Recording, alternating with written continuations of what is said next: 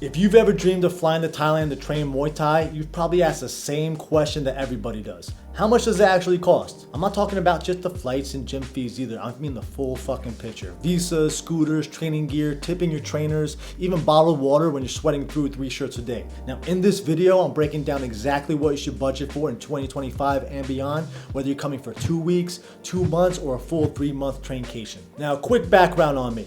I've lived, I've fought, and I've run retreats in Thailand. I've been that broke 20-year-old backpacker staying in a fan room eating $1 pad thai, and now I'm going back with my wife, 2 kids, living a little bit more luxurious, if you will. So basically, I've seen this lifestyle from every angle, and here's the truth. Your cost depends on 2 things: where you go and what your goals are. Now, if you're here to fight, your schedule, your food, and your recovery all look completely different than if you're just here to train once a day and soak up the culture. So let's walk through a full breakdown of everything. Let's start from the top. Probably the most expensive thing is flights. That's the biggest upfront hit. Now from the US, you're usually looking from anywhere between $800 to $1,300 round trip. From Europe, closer to $600 to $1,000. And from Australia, sometimes as cheap as $300 to $600. Now if you book 2 to 3 months in advance, that's usually where you'll find a decent deal. If you wait until last minute, you might get smoked on price, or you might find something that might make you a little happy. Now here's a tip though. Get yourself a good travel rewards credit card before you book. That way you can rack up points on everyday spending and knock a chunk off your flight. Or even get it for free if you've been stacking miles and paying a lot of bills. And if you don't already have a passport, make sure you add another $130 to get that sorted before you even think about flights. Next up is visas. Now most people don't realize how many options there are here. Now on arrival, you can get that 60-day visa automatically. And after that, you can extend for 30 more days by going to immigration. That'll run you about $60. Now if you want more flexibility, the multiple entry tours visa covers 6 months and lets you leave and come back. That one is about $180. For longer stays, you've got the education visa. This means usually 6 months to a year if a gym or language school sponsors you. That's around $600 to $800 depending on who's setting it up. There's also the DTV visa, also known as the digital nomad option. This lets you stay up for 5 years if you can prove income and work online. More paperwork, but it's legit long-term solution. If you've got deep pockets, the Thai Elite visa is 16 grand for 5 years of easy entry. Now for most people coming 2 to 3 months, the free 60-day visa on arrival plus an extension is all you need. Next up is training costs. Now training depends a lot on where you go. Bangkok gyms are usually $250 to $300 a month. They're a little bit more hardcore, more fighters, less hand holding. Drop-ins are about $10 to $12 and privates are between $25 and $40.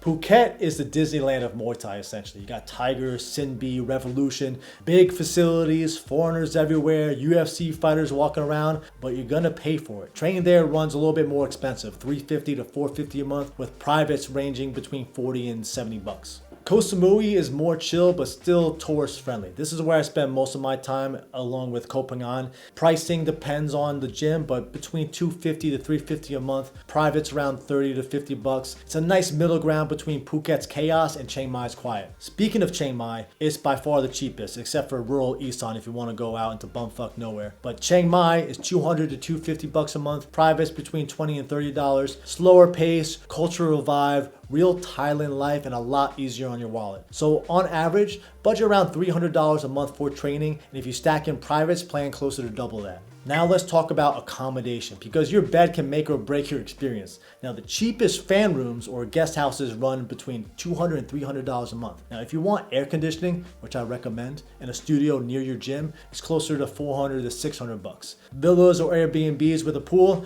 $800, $1,500, $2,000 plus easy. Now Phuket and Samui will cost more. Chiang Mai, again, is the cheapest. My advice, if you're training hard, do not cheap out on a fan room. Trying to sleep while sweating through your sheets is the fastest way to ruin recovery. Spend the extra money. Get an AC, bitch. Next up, let's talk about the Thai food. It is fucking heaven over there. Street food, anywhere between $1 and $3 a meal. Crazy, right? Western food, closer to $10 to $15. Protein shakes, $2 to $4, and fruit, basically free. Now, if you stick to Thai food, you'll eat like a king for $300 a month. Mix in some Western meals and you're closer to $600 to $700. Most people kind of land somewhere in the middle at about $400 a month, and then don't forget the water. You'll crush at least 3 to 4 liters a day. That's another $30 a month. You can load up on water at 7-Elevens, or you can use some of the automatic refillable things that are just like a couple baht, which is barely anything. Next up is transportation. Now a scooter rental is usually around $80 to $120 a month, plus $20 to $30 in gas gas, let's say. Grab taxis or tuk-tuks,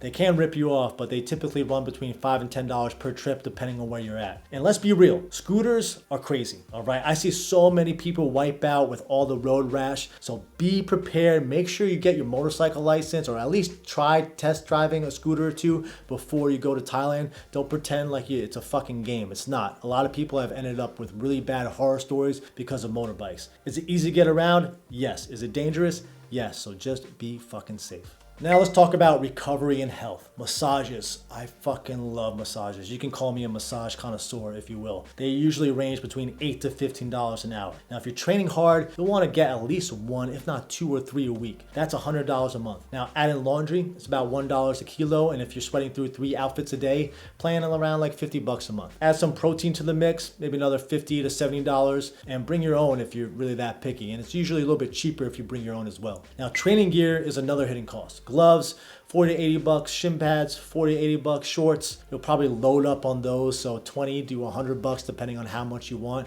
And yes, you're gonna end up buying a lot more than you actually need. And most importantly, do not skip travel health insurance. So many people travel without health insurance, and then you hear the horror stories of what they have to pay when they get into a motorbike accident or they break their arm in a fight. Spend the extra little bit of money, maybe $100 to $150 a month. It's gonna save you from the $5,000 hospital bill if you get hurt. And let's talk about the hidden costs. Now for like the sneaky stuff, all right, that you don't really usually think about. Tip your fucking trainer, because at the end of your trip, it's a really good idea to actually pay it forward and tip the people who are looking after you and training you day in and day out. It's a good idea to leave at least 1,000 baht, which is $30 or more, especially if one trainer really took you under their wing and really looked after you. It's part of their culture and it goes a long way. 1,000 baht to them is a lot more meaningful than 1,000 baht to you. Now some gyms also sell bottled water at $1 a pop. 3 of those a day is like $90 a month. But buy a jug from 7-Eleven, like I said, or use the automatic refiller for a couple baht. It'll save you in the long run. Now, if you're staying long term, visa runs will run between $100 to $200 each. And weekend trips and other excursions, don't neglect that. Just because you're there for training and you swear that you're going to just train twice a day, every day until you become a pro Muay Thai fighter, don't neglect the beauty of Thailand. The islands, the beaches, the mountains, they will call your name. Budget it for now instead of pretending that you're not actually going to want to enjoy the culture and enjoy the landscape and the beauty that Thailand has. Now let's talk about lifestyle and balance, because here's the thing that most people miss. Figure out your fucking goals before you go.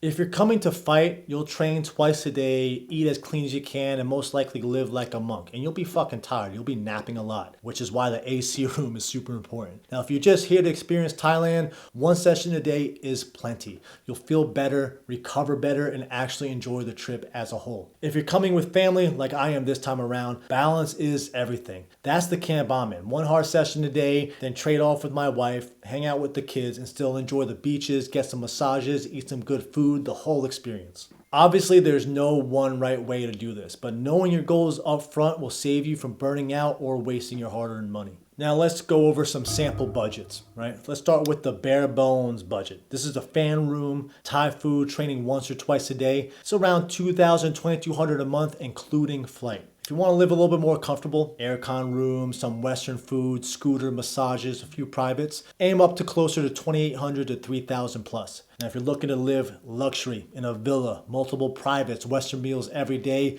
extras on the weekend, $4,000 to $5,000 or more. And remember, the longer you stay, the cheaper it kind of gets per month because that big flight cost spreads out and you also understand a little bit more of how to spend your money better in Thailand. If you want everything broken down step by step, visas, gyms, budgeting, scams to avoid, I put all of it into my Thailand training and travel ebook. You can check it out in the description below. So that's what it really costs to train Muay Thai in Thailand in 2025. But don't stop there, all right? If you're serious about making this trip happen, keep fucking watching. You'll see 2 more videos on the screen. And in the next one, I'll be breaking down how to choose the right Muay Thai gym in Thailand depending on your situation. Whether you're a fighter, a hobbyist, or just coming for fitness. If you're all in on Muay Thai, click one of those videos now and keep building.